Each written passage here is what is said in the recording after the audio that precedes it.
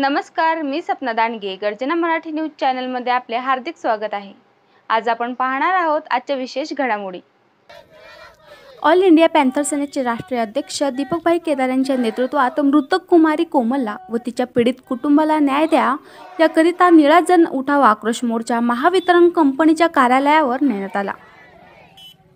या आक्रोश मोर्चात बहुजन वर्गातील सर्व जाती धर्माचे महिला पुरुष हजारोच्या संख्येने उपस्थित राहून महावितरण कंपनीच्या बेजबाबदार कर्मचाऱ्यांच्या विरोधात निषेध नोंदवला. या आक्रोश मोर्चात ऑल इंडिया पॅन्थर सेनेचे जिल्हाध्यक्ष विजय वानखडे तसेच विविध संघटनेचे सुजित बांगर, अभयसिंग मारोडे यांनी सुद्धा कोमल व तिच्या विधवा आईला कसा न्याय मिळेल याकरिता आपले मनोगत व्यक्त केले. भाई केदार बोलताना म्हणाले की कोमल व तिच्या परिवाराला 50 लाखाची मदत व तिच्या परिवारातील एका व्यक्तीला शासकीय नोकरी न दिल्यास आम्ही आझाद मैदान मुंबई येथे भव्य आक्रोश मोर्चा नेऊ असे ते बोलताना म्हणाले.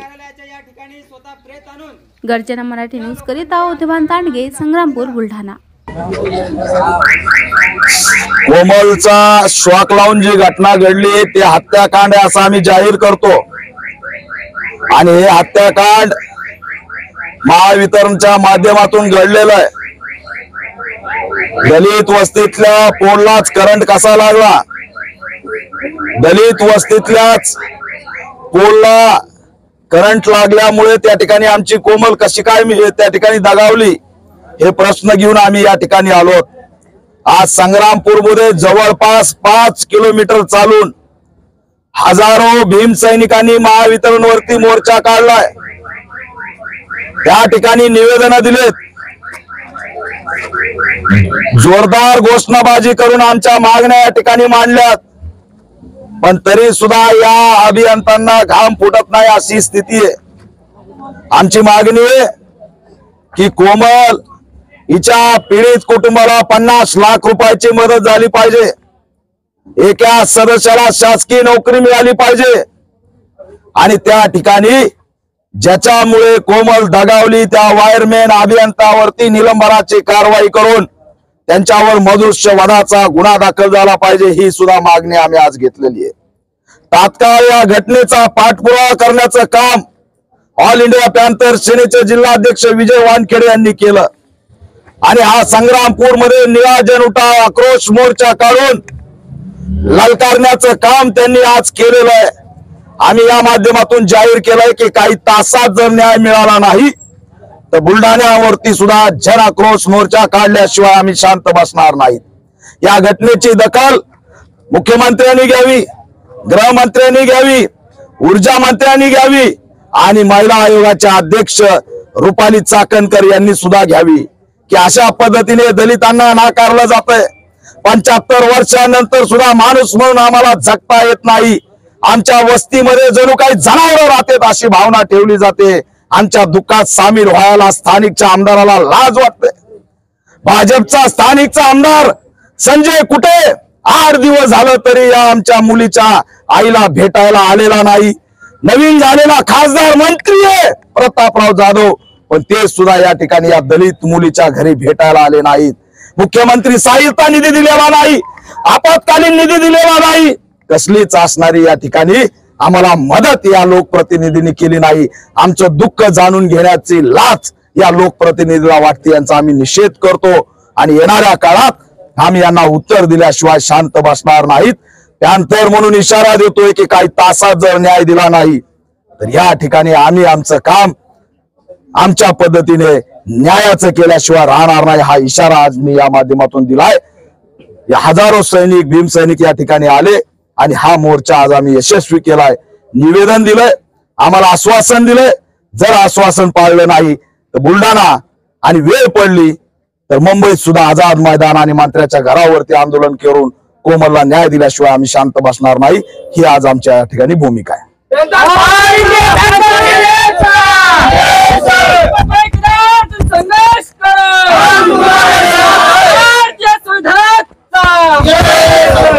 कोमलच्या घरचा एक जण कोणतरी नोकरी असलं पाहिजे, ही साधी रास्त मागणी आहे. कारण 100% चुकीमुळे हा प्रयोग झालेला आहे. दुसरी गोष्ट, जो आपत्कालीनचा निधी आहे बरं हा 24 घंटे उपलब्ध असतो आणि आपण या तालुक्याचे 2-3 प्रकरण पाहिले, लगेच निधी उपलब्ध झाला.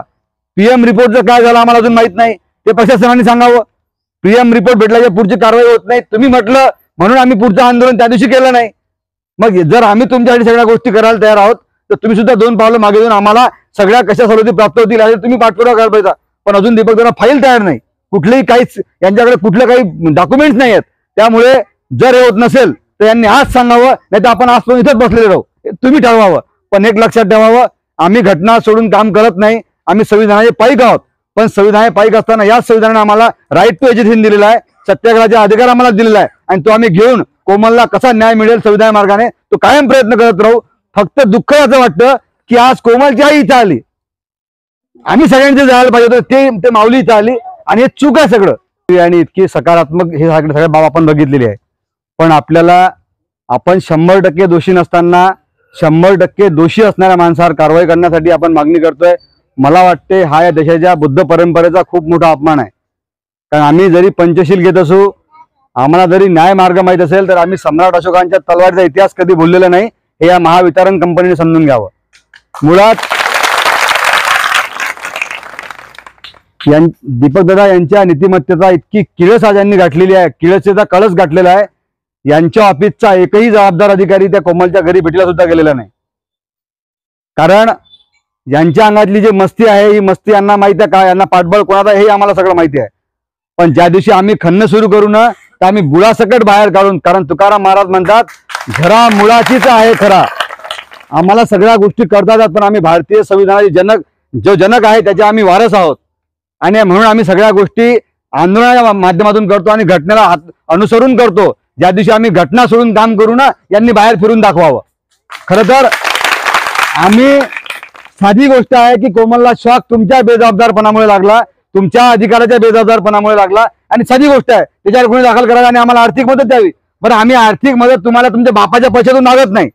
जो शासकीय निधी असतो, जो आपत्कालीन व्यवस्थापन मधला निधी असतो, या निधीतले 5 लाख कायमस्वरूपी ठेवलेले असतात. याचा पाठपुरावा करून तुम्हाला द्यायचा आहे. फक्त पीएम रिपोर्ट पाहिजे आणि तुम्हाला सबमिट करायचा आहे. पण काही गोष्टी तुम्ही जाणीवपूर्वक करत नाही, कोणाला सांगण्याहून करत नाही. आम्हाला हे सुद्धा माहिती आहे उद्या चेक तयार होईल, तो चेक तुम्हाला कोण आणून देईल तर नाही, तर चेक घ्यायसाठी तुम्हाला कुठे लागते हे आम्हाला माहिती आहे. तुमचा चेकही तयार आहे, पण आम्ही त्या माणसाकडनं चेकही घेणार नाही. आमचं असं म्हणणं राहील की शॉक घरी लागला, तुम्ही जागेवरून चेक दिला पाहिजे. तर यांचं सगळं ठरलं असते आणि अत्यंत निगरगट्ट आणि नीतिमत्ता हरवलेले माणसं आहेत, यांच्यातल्या संवेदना मेलेल्या आहेत. यांचा एक अधिकारी कायम जर आपण त्यांना फोन लावला कोणीही प्रकरणात तर माझी मिसेस बिमार आहे, यांना काय बिमार बायकोशीच लग्न केलं का काय माहिती विचारांना. दुसरा अधिकारी फोन उचलत नाही, दीपक दादा फोनच उचलत नाही. आणि त्या दिवशी इतकं भयंकर प्रकरण घडलं, ते बिचारे ज्युनियर पोर इथे हजर असतात, आमचेच पोरं असतात, मग आम्ही आमच्याच पोरांसोबत संघर्ष करायचा का. व्यवस्था यांनी जाणीवपूर्वक उभी केलेली आहे. कोमलला न्याय नाही, हा या देशातल्या मातृसत्ता म्हणजे या सगळ्या संस्कृतीला न्याय असणार आहे. कारण एका इकडे हा आमचा गडी म्हणतो बेटी बचाव बेटी पढाव, लेक वाचवा अभियान चालू आहे, लाडकी बहीण अभियान चालू आहे, आणि इथं आमची एक बहीण मारून टाकल्या गेलेली आहे. मी मारून टाकली म्हणेल, कारण पहिल्या मुलीला शॉक लागला, तिला सुट्टी झाली आणि लगेच कोमलला शॉक लागून कोमलचा मृत्यू झाला. त्यामुळे ही हत्या आहे, MSCB कडून झालेली हत्या आहे आणि हा बैकून द्यायचा कार्यक्रम नाहीये. कृपया पोलीस बांधवांनी किंवा इतर लोकांनी गैरसमज करून घेऊ नये. आम्ही काही कोणाला बैकून देत नसतो. आमच्या अंगात संघर्षाची चिंगारी आहे, ते कायम राहील. जे खरं आहे ते आम्ही बोलतो. मुळात तर तुम्हीच गुन्हे दाखल घ्यायला पाहिजे होते. याहीपेक्षा उग्र आंदोलन, रस्त्यावरचं आंदोलन, गाव खेड्यातलं आंदोलन, रास्ता रोको आंदोलन, इवन बंद करण्यासारखं आंदोलन या कोमलला न्याय मिळवून देण्यासाठी आम्ही करायला तयार आहोत. हा या प्रशासनाला अनेक भगिनींना न्याय मिळवून देण्यासाठी निरंतर साथ सहकार्य कराल अशी आशा अपेक्षा तुम्हा सर्वांकडून करतो. सर्वांना क्रांतिकारी जय भीम, जय जिजाऊ, जय शिवराय, जय मूल्यवासी. जी दुर्दैवी घटना झाली त्यामध्ये त्यांच्या दुःखामध्ये पूर्ण महावितरण परिवार सामील आहे आणि जे झालं ते दुर्दैवी होतं. ते आता त्याच्यासाठी आम्ही चौकशी वरिष्ठ कार्यालयाला सगळ्या गोष्टी कळवलेल्या आहे. आमच्या कार्यालयाच्या ज्या कार्यालय क्षेत्रात जे येतात ते आम्ही सगळ्या कागदपत्रांची पूर्तता करून वरिष्ठ कार्यालयाशी याचा नियमित पाठपुरावा करत आहे. त्यांच्याद्वारे चौकशी समिती गठीत करून चौकशी सुरू पण झालेली आहे. आजही आमचे अधिकारी चौकशीसाठीच तिथे गेलेले आहेत आणि आपले जे भावना आहेत ह्या आम्ही वरिष्ठ कार्यालयापर्यंत तातडीनं पोहोचून आपल्या जे प्रकरण आहे त्याला तातडीनं त्या दोषींवर कारवाई करून महावितरण कंपनीच्या नियमाप्रमाणे जी मदत आहे ती तातडीने मिळेल यासाठी आम्ही सर्वतोपरी प्रयत्न करू अशी मी ग्वाही देतो आणि लवकरात लवकर हे प्रकरण आपण निकाली काढू एवढी ग्वाही देतो. आतापर्यंत कारवाई का झाली नाही, आपण त्यांचे जे कागदपत्रांची पूर्तता आहे ती पूर्ण केलेली आहे. आपल्या कार्यालयाकडनं जे कागदपत्र लागत आहे संग्रामपूर उपविभागाकडनं ते सगळे आपण त्यांना पोहोचत केलेले आहेत. आता त्यांच्याकडनं काही त्यांना स्टेटमेंट घ्यायचे होते विद्युत निरीक्षक कार्यालयात, तिथे आमचे कर्मचारी आज गेलेले आहेत, आज तिथेच ते आहेत. आणि विद्युत निरीक्षक साहेबांनाही जे अहवाल लागत आहेत त्याच्यामध्ये PM रिपोर्ट असेल ती अजून त्यांच्यापर्यंत पोहोचलेली नाही असं त्यांच्या कार्यालयाकडून कळवण्यात आलेलं आहे. जो तत्काळ निधी आपल्याकडे उपलब्ध असतो की जो अंतिम निधीसाठी वापरला जातो बरोबर, तो का दिला गेला दिलं ते जे तत्काळ निधी तो आमच्याकडनं 20,000 रुपयांचा चेक असतो तो आपण दिलेला आहे. दिलेला आहे काही दिला का आणि उर्वरित जे आहे आणि उर्वरित निधी देण्यासाठी आपल्याला जे संबंधित कागदपत्र लागतात जे अहवाल लागतात ते अहवाल कागदपत्रांची पूर्तता झाल्यानंतर तो निधी तातडीने देण्यात येईल अशी मी आपल्याला ग्वाही देतो. गर्जना मराठी न्यूज करिता उद्भान दांडगे, संग्रामपूर, बुलढाणा.